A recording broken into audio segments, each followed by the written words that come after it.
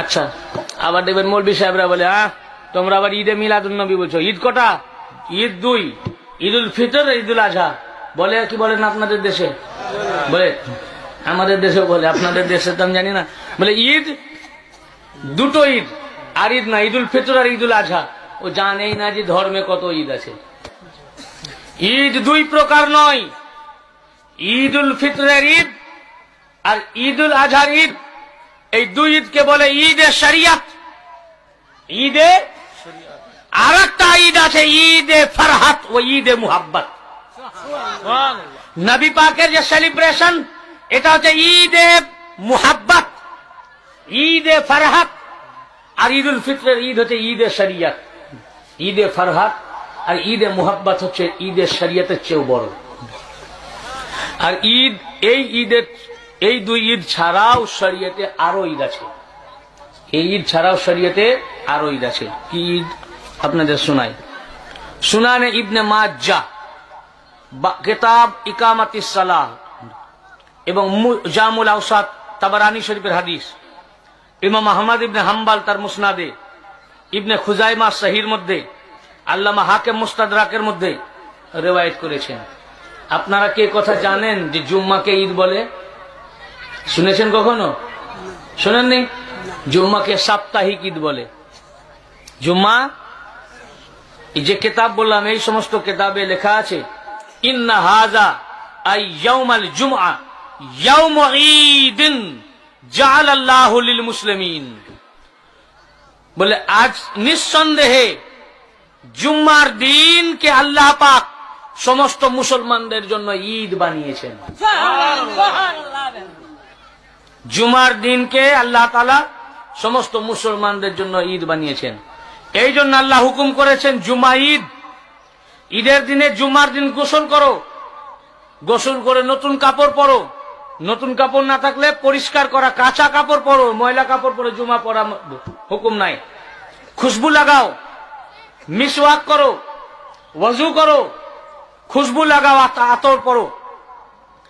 এমনকি সুনানে আবু দাউদ কিতাবুস সালাতের মধ্যে বাব ফদলে ইয়াউমিল জুমআ এবং সুনানে নাসাইর মধ্যে আছে যে আল্লাহর রাসূল সাল্লাল্লাহু আলাইহি ওয়া সাল্লাম ইরশাদ ফরমিয়েছেন, হাদিস নাম্বার 1085, হযরত আউফ বিন আউফ হতে riwayat, রাসূল পাক সাল্লাল্লাহু আলাইহি ওয়াসাল্লাম ইরশাদ ফরমিয়েছেন, আকসিরু আলাইয়া মিনাস সালাহ, কিয়ামতের দিন, জুম্মার দিন আমার উপরে বেশি বেশি দরুদে পাক পাঠ করো। আমার উপরে বেশি বেশি দরুদ পাঠ কেন পাঠ করো? জুম্মা ঈদ, এই ঈদের দিনে বেশি বেশি জুম্মার নামাজ, আমার উপরে দরুদ ও সালাম পড়ো।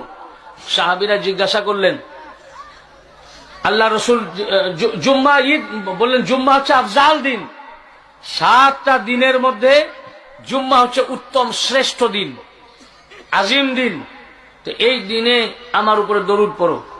বললেন, ইন্না মিন আফদালু আইয়ামিকুম ইয়াউমাল জুমআ, জুম্মার দিনটা 7 দিনের মধ্যে তোমাদের কাছে সবচেয়ে আফজাল শ্রেষ্ঠ দিন। হাদিস নাম্বার 1085, সুনানে ইবনে মাজ্জাহ কিতাবু ইকামাতিস সালাহ। সাহাবীরা জিজ্ঞাসা করলেন, ইয়া আল্লাহর রাসূল, জুম্মার দিনে তো আমরা দরুদ শরীফ আপনার উপরে বেশি বেশি পড়বো, বুঝলাম, কেন পড়বো? 7 দিনের ভিতরে জুম্মার দিনটা হচ্ছে আফজাল দিন, শ্রেষ্ঠ দিন, কিন্তু ইয়া রাসূলুল্লাহ, এই 7 দিনের ভিতরে জুম্মার দিনটা শ্রেষ্ঠ কেন? আল্লাহ তাআলা আল্লাহ রাসূল বললেন, ইন্না মিন আফদাল আইয়াম আফজালি আইয়ামিকুম ইয়াউমাল জুমআ ফীহি খুলিকাল আদম। জুম্মা এই জন্য শ্রেষ্ঠ আজিম দিন যে জুম্মার দিনে আদমের মিলাদ হয়েছিল। যেহেতু আদম আলাইহিস সালামের পয়দা, সৃষ্টি ও খুলকাত এবং মিলাদে আদম জুম্মার দিনে হয়েছে, এই জন্য জুম্মা হচ্ছে শ্রেষ্ঠ দিন, আজিম দিন। আর এই জন্য জুম্মার দিনে তোমরা বেশি বেশি কাসরাতের সহিত না দরুদ আমার উপরে প্রেরণ করো। তো যদি জুম্মার দিনে আদম আলাইহিস সালাম জন্ম লাভ করার জন্য জুম্মা যদি শ্রেষ্ঠ দিন হয় আর জুম্মা ঈদ হয়, যে দিন আদম নবীর তওবা কবুল হয়েছিল, যার ওসিলায় আদম নবীর তওবা কবুল হয়েছিল, এবং যে নবী মুহাম্মদ মুস্তাফা সাল্লাল্লাহু আলাইহি ওয়া সাল্লাম আদম নবীরও নবী, তার জন্মদিন 12 রবিউল আউয়াল কত বড় ঈদ হবে? তাহলে সেটা কত বড় ঈদ হবে? যার কারণে এই রবিউল আউয়াল মাস আমাদের জন্য খুব বড় ঈদ। এবং বেলাদত গাহ ইমাম নাসাই রিওয়ায়াত করেছেন কিতাবুস সালাতের মধ্যে, বাব ফাদলিস সালাহ, হাদিস নাম্বার 45, এবং হাফেজ ইবনে কাসিরও রিওয়ায়াত করেছেন। রাসূল পাক সাল্লাল্লাহু আলাইহি ওয়াসাল্লাম যখন মেরাজ শরীফে যাচ্ছিলেন, বাইতুল মুকাদ্দাসের কাছে যখন গেলেন, জিবরাইল আলাইহিস সালাম বললেন, ইয়া রাসূলুল্লাহ, আপনি এখানে একটু দয়া করে নামেন। হুজুর নামলেন। বললেন কেন? বললেন যে এই জায়গাটা হযরতে ঈসা আলাইহিস সালামের জন্মের জায়গা, বেলাদত গাহ। এখানে ঈসা আলাইহিস সালামের মিলাদ হয়েছিল। হুজুর 2 রাকাত ওখানে নফল নামাজ পড়লেন। তো বেলাদত গাহ, মিলাদের জায়গা শুনে নবী পাক নামাজ পড়লেন। ভাই, মিলাদে মুস্তাফা খোদ আল্লাহর নবী মানিয়েছেন, নিজে নিজে করেছেন। নবী পাক যখন জন্মগ্রহণ করেন তখন ওনার দাদা যান 7ম দিনে ওনার আকিকা দিয়ে দিয়েছিলেন। বাইহাকি শরীফের মধ্যে সুনানুল কুবরা 9ম খণ্ডে 300 পৃষ্ঠায় হাদিস নাম্বার 43, এবং সিরাতে হালাবিয়ার মধ্যেও বর্ণিত হয়েছে যে রাসূল পাক সাল্লাল্লাহু আলাইহি ওয়াসাল্লাম ওনার বেশালে পাকের 7ম দিনে ওনার দাদা যান আব্দুল মুত্তালিব ওনার আকিকা দিয়ে দিয়েছেন। তারপর নবী পাক আস্তে আস্তে বড় হলেন। বড় হওয়ার পর যখন 40 বছর উমর মুবারক হলো, নবুয়তের যখন এলান করলেন, ঘোষণা দিলেন। নবুয়তের ঘোষণা দেওয়ার পর সবাই ইসলাম গ্রহণ করলো। মক্কা মদিনা শরীফে মুসলমান জন হয়ে গেল। কিতাব খুলে দেখেন, আমি আগে রেফারেন্স কোট করি, বাইহাকি শরীফে ইমাম বাইহাকি তার সুনানুল কুবরার মধ্যে রিওয়ায়াত করেছেন। তাবারানি, ইমাম তাবারানি তার মুজামাল আওসাত, তাবারানি শরীফের হাদিস 298 পৃষ্ঠায় হাদিস নাম্বার 994, ইমাম ইবনে হাজার আসকালানি তার ফাতহুল বারির মধ্যে সহিহ বুখারীর শারাহ, এবং ইমাম আসকালানি তার তাহজিবুত তাহজিবে, আল্লামা সিউতি তার হাবিলিল ফতওয়ার মধ্যে, আল্লামা জাহাবি তার মিজানুল ইতিদালের মধ্যে, এতগুলো কিতাবের মধ্যে রিওয়ায়াত করেছেন। নবী পাকের নবুয়তের এলানের পর আল্লাহ রাসূল সমস্ত সাহাবীদেরকে দাওয়াত দিলেন। রবিউল আউয়ালের 12 তারিখ, রবিউল আউয়াল মাসের 12 তারিখ সমস্ত সাহাবীদেরকে দাওয়াত দিয়ে ছাগল জবে করে উনার জন্মদিন পালন করাবার জন্য সব সাহাবীকে খানা খাওয়ালেন। সুবহানাল্লাহ। খোদ আল্লাহর রাসূল উনার মিলাদ পাকের দিনে বকরি জবে করে মিলাদে মুস্তাফা খোদ মুস্তাফা মানিয়েছেন। তো মিলাদে মুস্তাফা মানানো, মিলাদে মুস্তাফার দিনে বকরি জবে করে খানা খাওয়ানো, বিরিয়ানি খাওয়ানো, আনন্দ ফুর্তি করা, এ সুন্নাতে মুস্তাফা। আল্লাহু আকবার। ইয়া রাসূলুল্লাহ।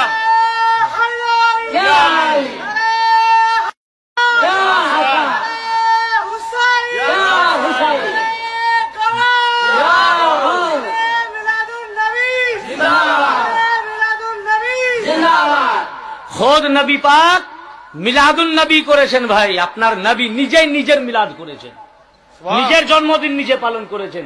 বলে ইসলামে জন্মদিন নাই, আল্লাহ রসুল নিজে জন্মদিন করেছেন, খুশি করে বকরি জবে করে সাহাবীদেরকে খাইয়েছেন। বলে খাও, আজ আমার জন্মদিন, খুশির দিন।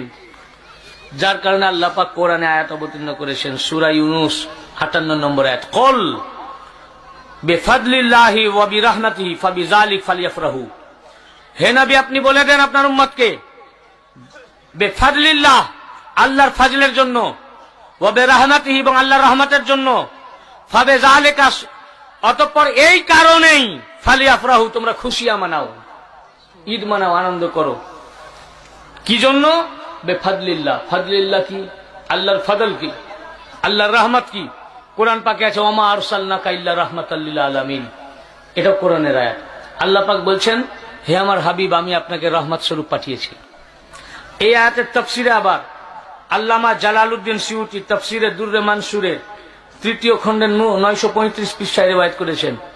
আবার খতিবে বাগদাদি তার তারিখে বাগদাদিতে রিওয়ায়াত করেছেন, তারিখে বাগদাদে।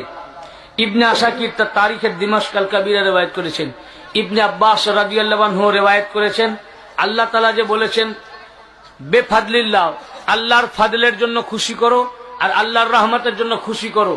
তো আল্লাহর ফাদল হচ্ছেন মুহাম্মদ মুস্তাফা সাল্লাল্লাহু আলাইহি ওয়াসাল্লাম। আর বলেছেন আল্লাহর রহমতের জন্য খুশি করো, তো আল্লাহর রহমত হচ্ছেন শেরে খোদা হযরত মাওলা আলী মুর্তজা আলাইহিস সালাম। কে বলেছেন? রাইসুল মুফাসসিরিন হিবরুল উম্মাহ হযরতে ইবনে আব্বাস রাদিয়াল্লাহু আনহু। দুররে মানসুর যদি কেউ দেখতে চান আমার এই ট্যাবে আছে ভাই, সব নারা আরবি, আমি কোট করছি রেফারেন্স থেকে। তো এখানে আল্লাহ তাআলা বললেন আল্লাহর ফাদলের জন্য খুশি করো আর আল্লাহর রহমতের জন্য খুশি করো। ইবনে আব্বাস বললেন আল্লাহর ফাজল কি? কি বললাম এখন? আল্লাহর ফাজল কি? রাসূল পাক সাল্লাল্লাহু আলাইহি ওয়াসাল্লাম আল্লাহর ফাজল, মুহাম্মদ মুস্তাফা আল্লাহর ফাজল। আর আল্লাহর রহমত কি? ইবনে আব্বাস বললেন হযরত আলী হচ্ছেন আল্লাহর রহমত। আল্লাহ তাআলা এবারে বলছেন কুল, হে নবী আপনি বলে দেন, বেফাদলিল্লাহ আল্লাহর ফাদলের জন্য মানে মুহাম্মদ মুস্তাফার জন্য, ওয়া বিরহমাতিহি এবং আল্লাহর রহমতের জন্য মানে হযরত আলীর জন্য, অর্থাৎ মুহাম্মদ মুস্তাফা সাল্লাল্লাহু আলাইহি ওয়া আলিহি ওয়াসাল্লামের জন্য, ওয়া বিরহমাতিহি এবং আল্লাহর রহমত আলীর জন্য, ফাবিযালিকা কেবলমাত্র এই জন্য, মিলাদে মুস্তাফার মিলাদে আলীর জন্যই, ফালিয়াফরাহু হে উম্মত খুশি মানাও, ঈদ মানাও। সুবহানাল্লাহ। কোরআন পাকে আল্লাহ তাআলা বলছেন ঈদ মানাতে, খুশি মানাও। কখন? 12 রবিউল আউয়াল মিলাদুন নবী, আর 13 রজব মিলাদে আলী। সুবহানাল্লাহ। এই দুটো মিলাদ মানাতে আল্লাহ কোরআনে বলেছেন। 12 রবিউল আউয়াল মিলাদে নবী আর 13 রজব মিলাদে আলী। সুবহানাল্লাহ। কুল বিফাদলিল্লাহ আল্লাহর ফাদলের জন্য, ওয়া বিরহমাতি এবং আল্লাহর রহমতের জন্য, আল্লাহর রাসূলের জন্য। আল্লাহর রাসূল হচ্ছেন আল্লাহর সবচেয়ে বড় অনুগ্রহ। ফাজল মানে অনুগ্রহ। আল্লাহর এই অনুগ্রহের জন্য নবী পাক যে তোমাদের কাছে এসেছেন এটা আল্লাহর খুব বড় অনুগ্রহ। এই কারণে এবং মাওলা আলী যে তোমাদের কাছে এসেছে এটা তোমাদের জন্য রহমত। ফাবিযালিকা শুধু এই কারণেই তোমরা ফালিয়াফরাহু খুশিয়া মানাও। সুবহানাল্লাহ। আর এই খুশি করলে কি হবে? আল্লাহ পাক আয়াত কমপ্লিট করছেন। এই খুশি করলে কি হবে জানো? হুয়া খায়রুম মিম্মা ইয়াজমাউন, এটা উত্তম। কি অপেক্ষা? সারা জীবন ধরে তোমরা যা সঞ্চয় করেছো। সঞ্চয় মানে জামা, ইয়াজমাউ সেগাতে জামা, জমা করেছো মানে সঞ্চয় করেছো। কি সঞ্চয় করেছেন? টাকা পয়সা। যা ইবাদত করেছো, যা নেকি সঞ্চয় করেছো, যা পুণ্য কামিয়েছো, যত নামাজ পড়েছো, যত রোজা করেছো, যত হজ করেছো, যত দান খায়রাত করেছো, যত ইবাদত করেছো, গরিব মানুষের বিয়ে দিয়ে দিয়েছো, পুণ্য যত করেছো, যত দান খায়রাত করেছো, যত নেকি করেছো, সারা জিন্দেগি ভর যা আমল করেছো, সারা জিন্দেগি ভর যত নেকি জমা হয়েছে তোমার, তা অপেক্ষা উত্তম মিলাদুন নবীতে খুশি করা। সুবহানাল্লাহ। বললেন হুয়া খায়রুম মিম্মা ইয়াজমাউন, নবী পাকের বেলাদত শরীফকে সেলিব্রেট করা, মিলাদুন নবী মানানো, জশ্ন মানানো, ঈদে মিলাদুন নবী পালন করা, মাওলা আলীর বেলাদত পাককে পালন করা, এ জশ্ন মানানো, সারা জিন্দেগি ভর যা পুণ্য করেছো তা অপেক্ষা খায়ের। সুবহানাল্লাহ। নারে রিসালাত ইয়া রাসূল, নারে রিসালাত ইয়া রাসূল, নারে হায়দারি ইয়া আলী, নারে হায়দারি ইয়া আলী। এই জন্য ওয়াহাবিদের একজন আলেম, দেওবন্দীদের একজন আলেম বলেছেন, ওয়া তুআযিরুহু ওয়া তুআকিরুহু, কোরআন পাকের আয়াত, তার তাজিম করো, নবী পাকের তাজিম করো, তার সম্মান করো। এর তাফসিরে আল্লামা সৈয়দ আহমদ মক্কি, দেওবন্দের একজন পীর সাহেব, ওয়াহাবিদের এক পীর, আল্লামা সৈয়দ আহমদ মক্কি তার তাফসিরে দুররে রাসনিয়াতে লিখেছে যে হুজুর সাল্লাল্লাহু আলাইহি ওয়াসাল্লামের বেলাদাতের রাতে খুশি করা, মিলাদ শরীফ পাঠ করা, জিকির আজকার করা এবং জিক্রে বেলাদাতের সময় কিয়াম করা, এটা হচ্ছে তাজিম। সুবহানাল্লাহ। তারাও লিখেছেন। এবারে আপনাদের এই কথাটা বলে শেষ করে দেব। নবী পাকের মিলাদে কি করতে হবে? নবী পাকের মিলাদে কি করতে হবে? বলল আপনাদেরকে এখন দেওবন্দি ওয়াহাবি আলেমরা বললো যখন উপায় নাই, কোরআনে হাদিসে যখন আছে মিলাদ করতে হবে তো করব, খুশি করব, ইয়াদ করব, তো তোমরা আবার সালাম পড়ো কেন? নবীর জন্মদিনে সালাম করো কেন? ইয়া নবী সালাম আলাইকা, ইয়া নবী সালাম আলাইকা। ভাই আমরা ওনার নবীদের উপরে সালাম উনার জন্মদিনে খাস করে পড়ি এই জন্য যে আল্লাহ তাআলা নবীদের জন্মদিনে পড়েছেন। জন্মদিন বলে দিন ধার্য করে করা উচিত না, বলে না দিন ধার্য করে করা, দিন ধার্য করে খোদা করেছেন। সূরা আল মারিয়াম 15 নম্বর আয়াত, ঈসা হযরত ইসহাক আলাইহিস সালামের জন্য আল্লাহ পাক বলেছেন ইসহাক সালামুন আলাইহি, কোরআনের আয়াত, সালামুন আলাইহি ইয়াউমা ওয়ালিদা ওয়া ইয়াউমা ইয়ামুত ওয়া ইয়াউমা ইউবআসু হাইয়া। আল্লাহ তাআলা বলেন ইসহাক আলাইহিস সালামের উপরে সালাম ওই দিন যেদিন উনার মিলাদ হয়েছে, ইয়াউমা ওয়ালিদা যেদিন উনার মিলাদ হয়েছে, ওয়া ইয়াউমা ইয়ামুত এবং যেদিন উনার বেসালেহাক হয়েছে, উফাত হয়েছে, ইয়াউমা ইউবআসু হাইয়া এবং যেদিন কিয়ামতের দিনে আবার উনাকে উত্থান পুনরুজ্জীবিত করা হবে। খোদা ইসহাক আলাইহিস সালাম নবীর জন্মদিনে সালাম পড়ছেন, হ্যাঁ, আর কোন দিনে পড়ছেন? ইয়াউমা ইয়ামুত যেদিন ওনার বেসালেহাক হয়েছে, মানে উর্স পাক। তো পয়গম্বরের জন্মদিনে সালাম আর উর্সের পাকের দিনে সালাম কে পড়ছে? বুঝতে পারেন নাই? এ তো কোরআনের আয়াত। আল্লাহ তাআলা পড়ছেন সালামুন আলাই। আল্লাহ তাআলা বলছেন যে ইসহাক আলাইহিস সালামের জন্মের দিনে সালাম, ইয়াউমা উলিদা যেদিন উনার জন্ম হলো সে জন্মদিনে সালাম, আর যেদিন উনার বেসাল হলো উর্সে পাকের দিনে সালাম। তো जन्मदिने सलाम पाठ करना, मिलाद के दिन सलाम पढ़ना और उर्स पाक के दिन सलाम पढ़ना ये सुन्नत खुदा है, अल्लाह ताला की सुन्नत है। আবার ঈসা আলাইহিস সালাম বলেছেন ওই একই সূরার 33 নম্বর আয়াতে ওয়াসসালামু আলাইয়া ইয়াউমা উলিদতু ওয়া ইয়াউমা আমুত, বললেন ঈসা আলাইহিস সালাম নিজে নিজেই বলছেন আমার উপরে সালাম যেদিন আমার মিলাদ হয়েছিল, সুবহানাল্লাহ, এবং আমার উপরে সালাম যেদিন আমার ওফাত, সুবহানাল্লাহ, যেদিন আমার ওফাত, ওয়া ইয়াউমা, এবং যেদিন আমাকে আবার তোলা হবে কিয়ামতের দিনে।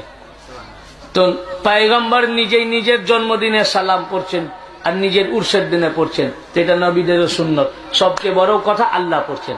তা আল্লাহ তাআলা দিন ধার্য করে বলছেন মিলাদের দিনে, ইসহাক আলাইহিস সালামের মিলাদের দিনে, ইসহাক আলাইহিস সালামের জন্মদিনে ইসহাক নবীর উপর সালাম পাঠ করছেন আল্লাহ। আর যেদিন ইসহাক আলাইহিস সালামের বেসাল হলো সেদিন উনার উর্স পাকের দিনেও সালাম পড়ছেন আল্লাহ। তো উর্সে পাকে সালাম পড়া আর মিলাদ পাকে সালাম পড়া আল্লাহ তাআলার কাজ, আর এই সালাম পাঠে বাধা দেওয়া শয়তানের কাজ। কারণ যখন জন্মগ্রহণ নবী পাক করেন কাবা ঝুঁকে গেছিল, কিন্তু ইবলিস কানতে কানতে আর চুল ছিটতে ছিটতে পালিয়ে গেছিল। অতএব আজও মিলাদুন নবী যখন আসে ইবলিসের যারা চারা তারা তখন কান্নাকাটি করে, বলে আজ খুশি করা যাবে না। আর যখনই আমরা সালাম পড়ি মজলিস থেকে ছুটে পালিয়ে যাবে, যেমন ইবলিস পালিয়েছিল।